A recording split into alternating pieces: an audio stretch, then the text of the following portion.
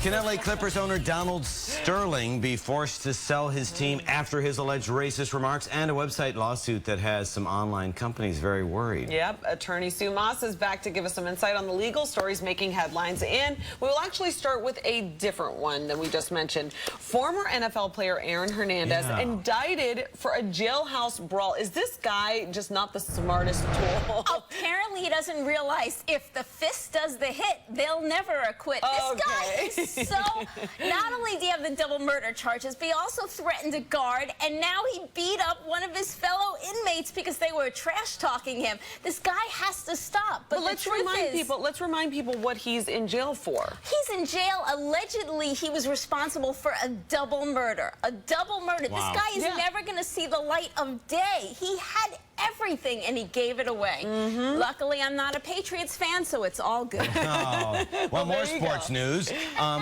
Pressure mounting for Donald Sterling. They're trying to force him to sell the Clippers. My question to you, everybody's been saying you've got to sell, you've got to sell. Can you force him? Can the NBA force him to sell the team? They can. Who knows? Maybe he'll even sell to Paula Dean. I mean, and the problems will just get worse. Now, that's not right. But they can, because he signed a contract agreeing that if 3/4 of all the NBA owners vote to force him to sell, then he will have to sell. But who sets the price? This is still a valuable piece of property. A very valuable profit. The reason why the NBA owners agreed to this is things like what Sterling did affects the value of all the owners, the league, of the entire league. If people are disgusted with the NBA because of the owners and the owners' hubris and the owners' racism, they're not going to go to games. They're not going to go to games, and it's going to affect the value of all of their property. That's why the owners came together and did agree to this. If 3/4 makes you sell, you've got to sell. Yeah, well, and you know, from word is that a lot of the owners have been very vocal about it, and they think that they're going to come up with a vote very quickly. Absolutely. Now, on the other side of the envelope, this is very strange, because the reason why he has to sell is obviously these racist remarks, but they were taped illegally. So if this was in a court of law, none of these tapes would come in. They are something called fruit of the poisonous tree. They were illegally obtained by V. Period, or whatever her name is. Yeah, V.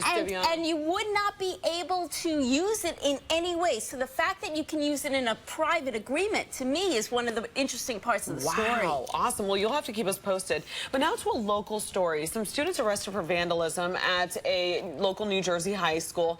Some are calling it a prank, but what are your thoughts on this? Oh, man, this happened in Teaneck, and I would wring their necks. I mean, they went around, and there was urine all over the school. Obviously, it was the boys who did that.